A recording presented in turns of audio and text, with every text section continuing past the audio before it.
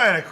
Koliko će trajati ovo? I ima još 2 kandidata, ja mislim, ili 2 ili 3. Evo, Goldenito, kad sam svima mogla da dam prolaznu ocenu, može i Goldenito. I Goldenito dobija svež. Gde svi tu imali Goldenito? A vi, prijatni avion, pričao malo naš biznis, vi kao laptop. Bravo, malo bravo, a? Bravo, Preduzetnik, Goldi. vidi Bravo, ovo. bravo, Bravo, Goldi! Bravo, To je Goldi. Goldi, Koliko vidi me je- zlatni automobil. Čekaj ti pustim njegovu pesmu na sekund. Koliko je donirao za unesrećene?